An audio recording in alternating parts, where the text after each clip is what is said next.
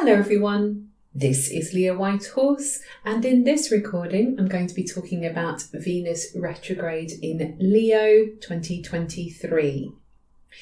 So firstly, let's get some dates out of the way first. So Venus entered the shadow zone of this retrograde period on the 19th of June. She will station retrograde on the 23rd of July. She will station direct on the 4th of September, and then Venus will exit the shadow zone on the 7th of October.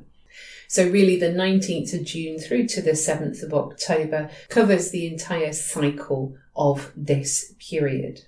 One thing you could do is have a look back to 2015, around July, August time 2015, and again July, August, September of 2007, because Venus repeats these cycles. She repeats these retrogrades through similar degrees. She's gradually moving through the zodiac, but there are similar degrees covered, and it's possible that if you look back to those times, you'll see that there is some kind of similar situation or similar lesson that you're learning. Maybe some similar things come up that happened around that time. It doesn't mean the same thing is happening, and it doesn't necessarily mean the same thing with the same people or person.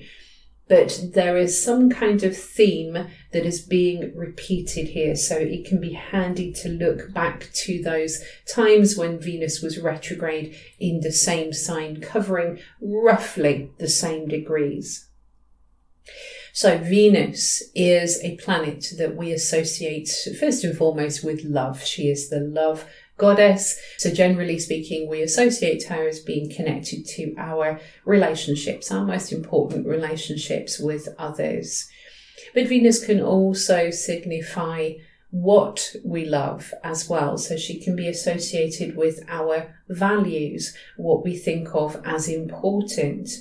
And because she is associated with precious things, then she is also connected to money.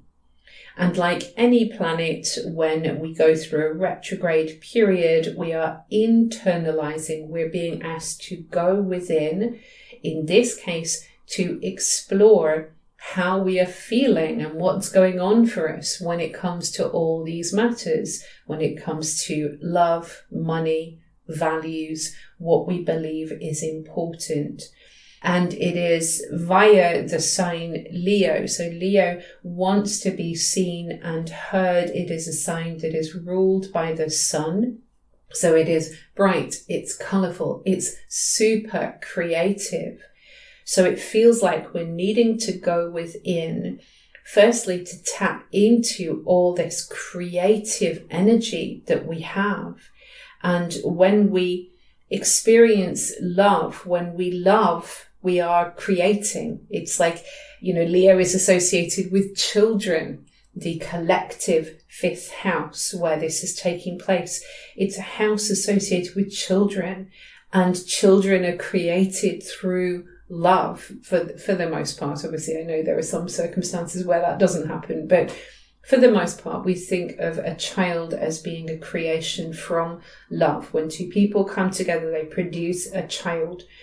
And it's also the love that we have for a creative project. We can call our creative projects our babies. And so there is this desire, Venus, this attraction to fun and joy and happiness. For me, it feels like a lot of this transit is speaking about needing to reconnect, to reignite our inspiration and joy in life, to get back in touch with what makes you happy. And maybe it is even going right back to the past, going back to when you were a child. What made me happy then? What made me inspired and excited and thrilled and brave? This is a courageous sign. It's a sign that's associated with the lion, the king of the jungle, who's not afraid of anything. It's a sign associated with kings and queens and royalty, standing up there, being king or queen of your world, sovereign of your world, putting your crown back on. If you've had your crown knocked off because a relationship didn't work, or something you wanted to happen didn't happen, then now is the time to reconnect with that joy, with that happiness, with what makes you truly happy. Now, when Venus stations retrograde on the 23rd of July, I noticed that she's going to be opposite asteroid Eros. So Eros, you might know as Cupid. He's the one that went running around shooting people through the heart with his arrow, making them fall in love.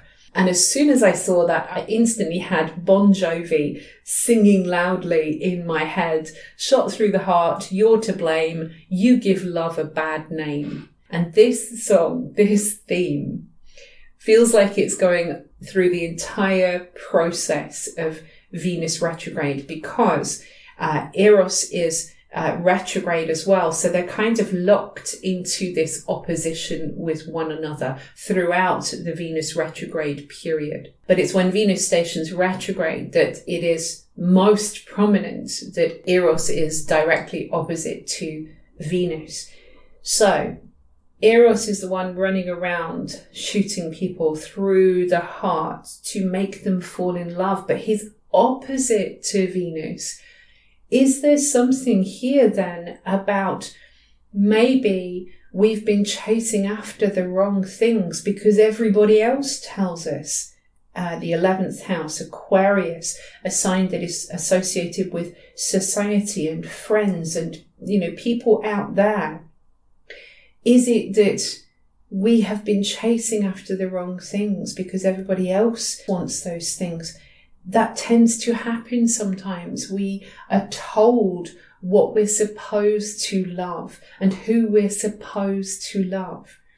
And maybe now we're being given opportunity to really get in touch with what we love and what is meaningful for us, what really strikes your heart. This is the thing, we can lose touch with what our heart's calling us towards because we get so invested in what everybody else is doing and following and getting excited about.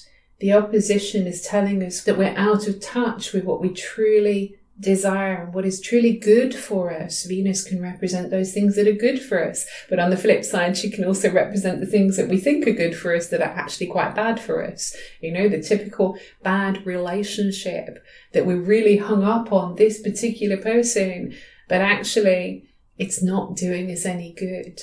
And that could be a manifestation of this transit with Eros being opposite to Venus. Throughout the period of time, we're attracted to things that aren't actually doing us any good, or people. So we need to rectify this. And we need to go within and explore this. Now, something that really captures my imagination as well is that when Venus stations retrograde, she's going to be conjunct Black Moon Lilith. Now, I need to add in here, I use the true position of Black Moon Lilith. Like the notes, you can either use the true position or the mean position.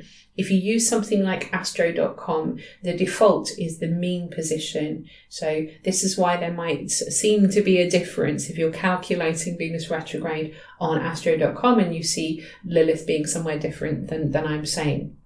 But I use the true position, and the true position of Black Moon Lilith is at 29 degrees of Leo. It's an anaretic degree. It's critical.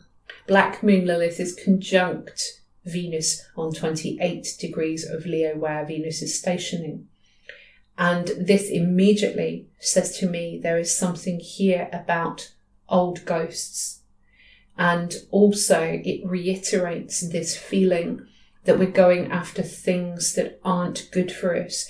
Lilith wanted to come down to Earth to gain form, so that she could be with Adam. She was there before Eve was. So she came down to Earth and was with her love, who turned out not to be the one for her. Lilith was like, no, you're not any good for me. You're not going to tell me what to do. I'm out of here. Everyone says it's paradise. But actually, it's not paradise here with you. I'm done. I'm gone. I say no. And one of the things I often say with Lilith is that she tells us where we need to draw the line, where we need to say no. And here she is beside Venus stationing retrograde. She is telling us there's something that we need to say no to, so that we can truly find our joy and what will make us really happy. And as well, Lilith, it has all this raw creative potential. She is deeply in touch with that. She is that. And yet it feels like we're losing that with her being on this anoretic degree of Leo. There is this screaming desire to be seen and heard, to be recognized, for our inner child to be allowed to play. And yet somehow it feels like the more we try to reach for that, the more it disappears, the more it goes away. So we're feeling very haunted by these kinds of topics. And because of the retrograde period and because of the way that Lilith kind of dances around the chart in true motion, this is why I use the true position. It seems very reflective of her nature. There's an article, by the way, about Lilith true and mean positions and talking more about what that is. So I'll leave the link below.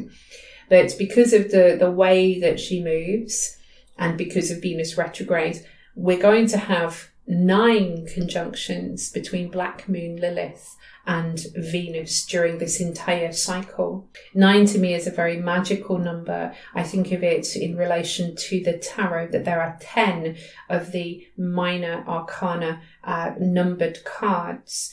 Before we get to the court cards, we have the ace through to the 10. So 9 is like we're almost there. There's a sense that we're going to complete a very important mission during this time, a karmic mission. And we're going to sort of incorporate all this learning that we've been going through. And it's going to give us the ability to succeed, to be able to get what we want. But also sometimes some of the 9s in the tarot can illustrate a sense of a struggle. And often it is like a spiritual struggle. And that's how it feels to me. It's like we're going through some kind of spiritual struggle. And we need to embrace the parts of ourselves that we often demonize, because Lilith can also speak of that as well. There's a lot of things that we can demonize. We can demonize one another, and that's a big theme that's happening at the moment astrologically as well. So we can demonize one another, we can demonize aspects of ourselves and make that not me, that isn't me, that's definitely not me, I can't possibly go down that route, that's not me. And yet Lilith is saying, I am you, and if you only would embrace me, I can bring you all this love, I can bring you all this creativity and this feeling of being whole again, because she is the ghost, because she is disembodied. And it makes me feel like, maybe we're feeling like there is some part of us that is missing, and yet it's right there if only we would follow our heart. So Venus stations retrograde, conjunct Black Moon Lilith, the ongoing dance with Lilith. She stations opposite to Eros. And she's also on the Sabian symbol. A mermaid emerges from the ocean waves, ready for rebirth in human form. What a beautiful symbol. So immediately we're being shown that we are going through a rebirth. We're coming up from the ocean. We're coming up from all of this collective stuff, collective psyche, the imagination, the sea, the ocean, is all of our feelings in one. So we're coming up from this very emotional content that seems to be connected to everybody else's stuff. And now we're ready. We're ready to be ourselves. We're ready to take on this new form. And certainly there is a transformation happening here. A big shift is happening. We're coming from water to earth. So we're embodying, we're being asked to embody our true feelings so that we can be a walking, talking, feeling, loving human being. On the 27th of July, Mercury will conjoin Venus. So now we are uniting the mind with the heart. We need to bring these two things together so we're all on the same page as one another. Maybe we need to have a conversation about what we believe is important. Maybe we need to tell someone, I love you. Maybe we need to tell someone, this is who I love, or this is what I love. This is what I truly value. Maybe on a simple level, we need to talk to somebody about money, the lack of it or the potential for getting more of it. Maybe we're making a connection, going back to an old connection for a financial remuneration for some reason, or making a connection for a job, anything along those lines. Maybe we're looking at how we can make money with our art. Leo, Mercury conjunct Venus in Leo. On the 5th of August, Venus will then trine Eris. So Eris is the one who speaks of discordance, disharmony, but now they're in a harmonious connection with one another. Now, they didn't particularly like one another in mythology, so Eris was not that keen on Venus and Venus was not that keen on Eris. But right now, they're trying to make friends with one another.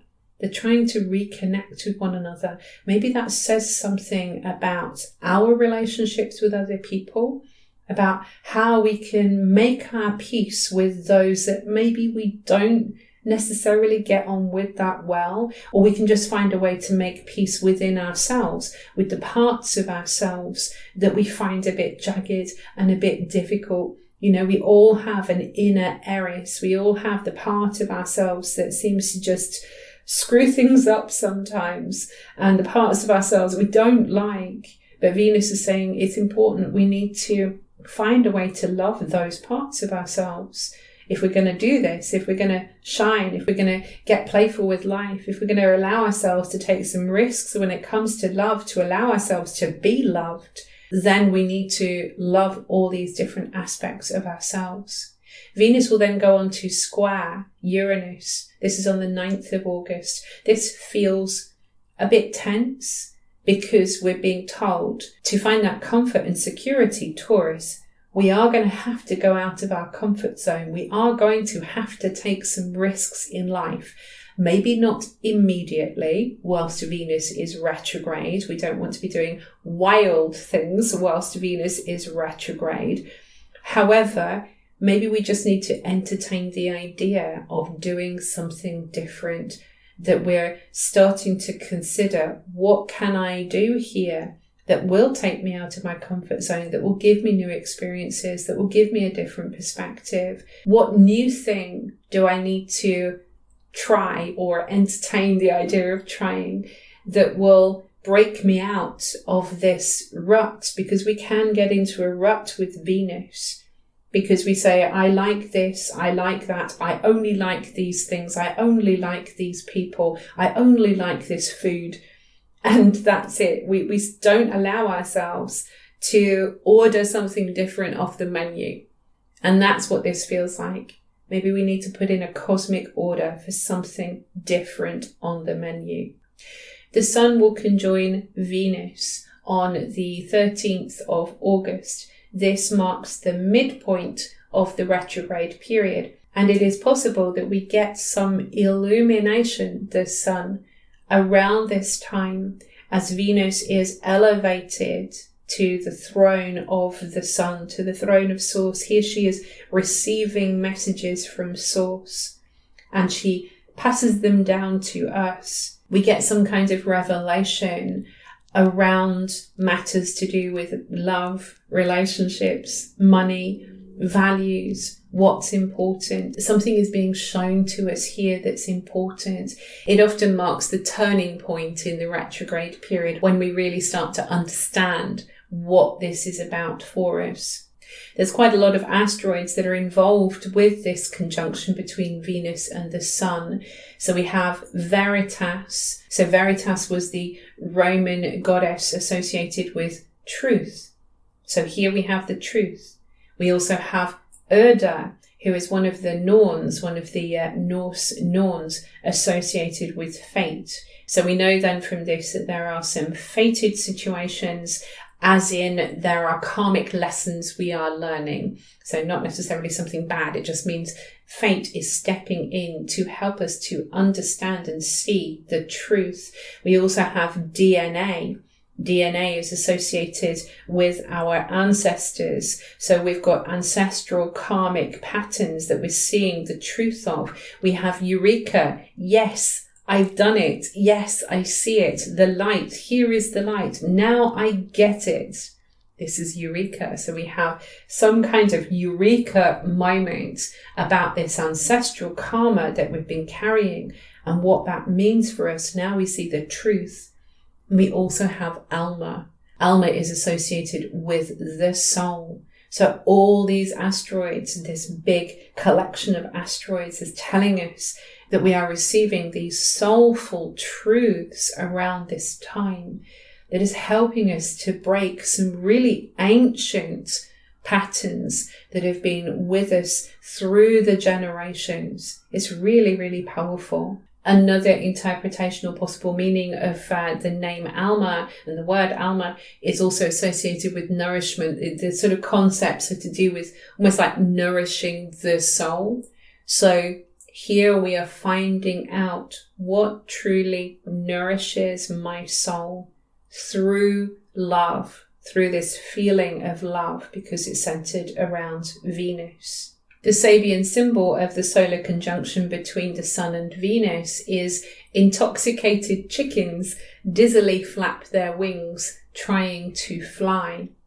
So I think this Sabian symbol is speaking about some of the other things I was talking about. This idea that we're very disconnected from what is truly good for us. So here we have the chickens who are drunk, basically.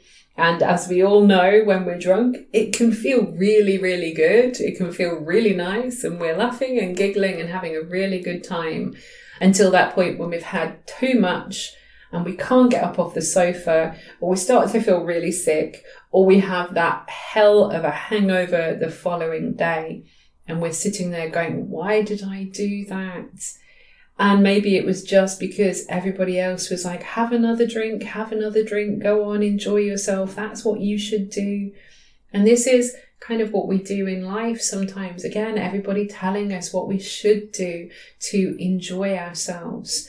And we can get drunk on those things because actually we're losing ourselves. We're losing ourselves when we don't follow the heart.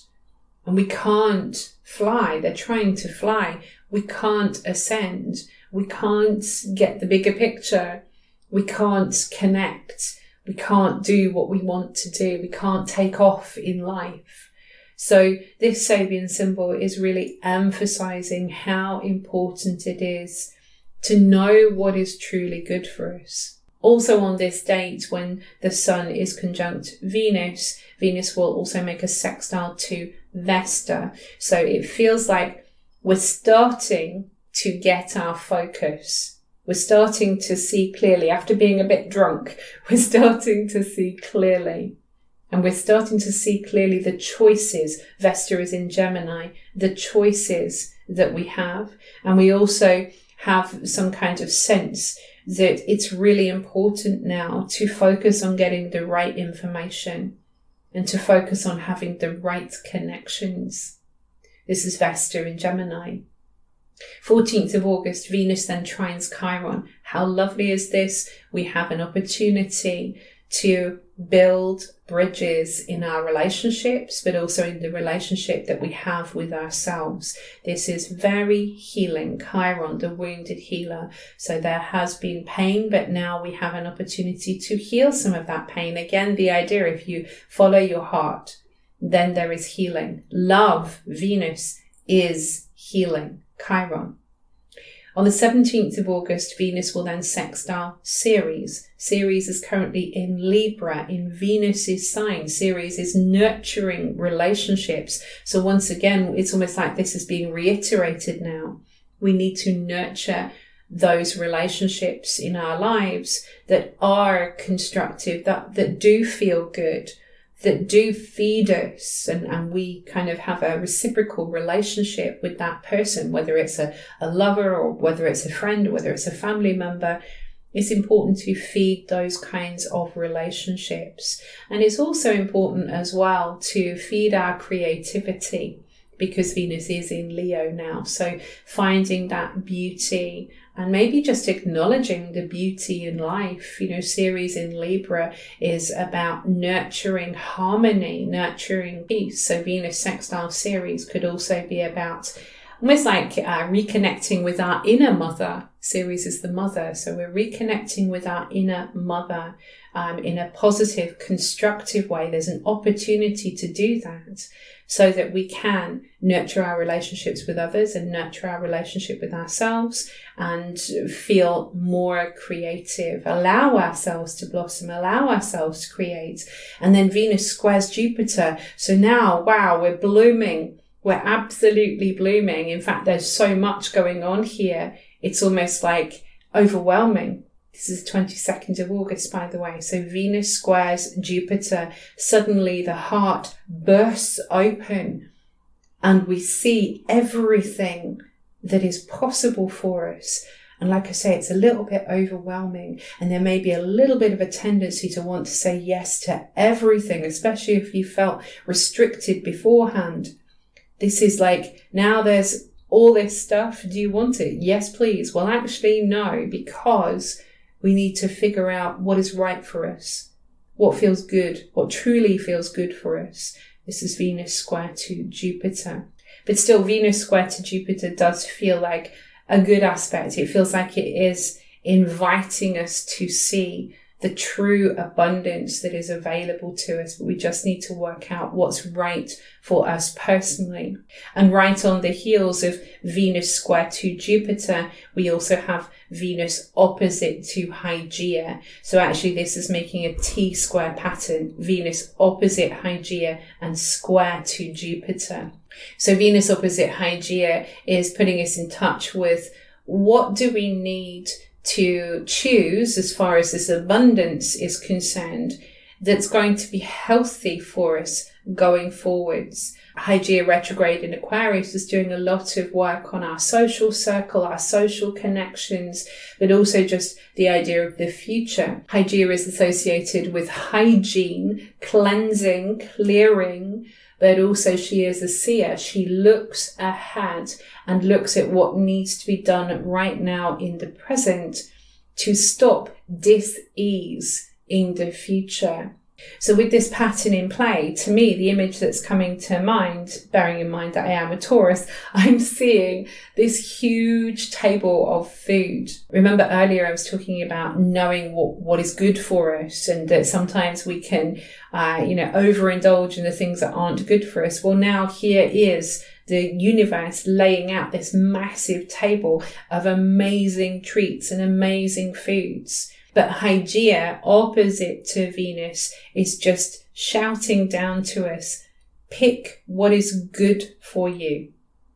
Do you know what is good for you? It's really important. You can't have it all. If you have it all, then you're going to be overstuffed, overweight, and you're going to be weighed down by trying to do everything. You can't do everything in life. You can't have everything in life. What's important is you having what is true for you and what feels good for you. And so Hygeia is actually being really helpful in this scenario because she's asking us to sort of have some boundaries, to put some boundaries in place. On the 4th of September, Venus will then station direct. So now the main part of the retrograde period is over, but we do still have a little bit more time to absorb all of the lessons. Remember, I said that the shadow zone finishes on the 7th of October, but still, we get some kind of sense that things are now turning around. Just be aware that station dates, both the station retrograde and the station direct days, can be a little bit wobbly as we try to find our feet. But now we come to the end of this part of the cycle and we start to feel that we can begin to move forwards again. It really captures my attention that Venus will station conjunct Juno, so there's just 3 degrees there between them. So now it feels like we're getting the sense that we know now what we need to commit to.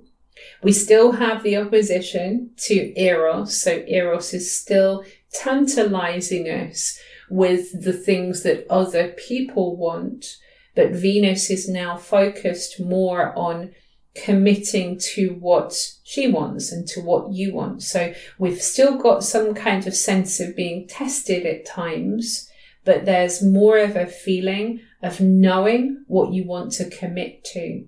And I love the fact that Venus is stationing direct with the asteroid Merlin.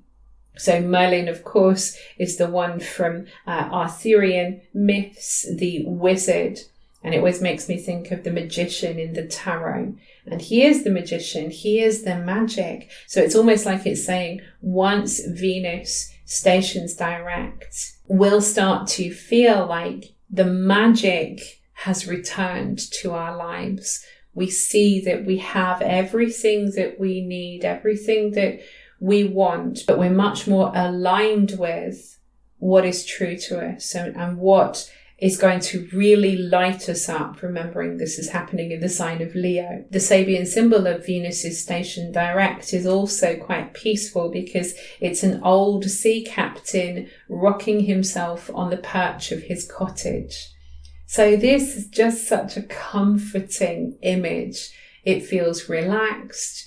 You know, he was a sea captain, but he's not working anymore. He doesn't have to worry about what's going on out there in the ocean. He can just watch and enjoy the environment, enjoy what he has.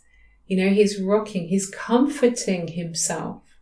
So now we're in touch with our heart. We know what we need to commit to. We know that we're able, that we've got the magic, the spark of magic is back again. So now we can truly appreciate everything that we have, even if it's just the simple things like this old guy sitting on his porch in his rocking chair.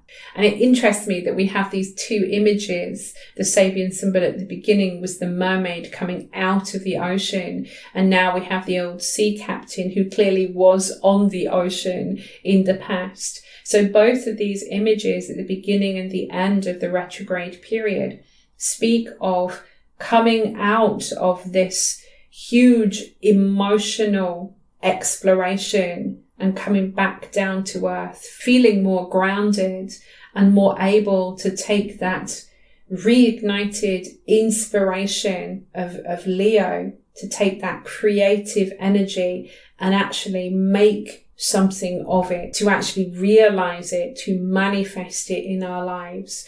So even though there are some tensions going on in the background whilst we have Venus retrograde, even though this might be an intense period of reflection, I feel like this particular retrograde has so much to offer us. It feels like Venus is handing us back the spark of magic that was missing.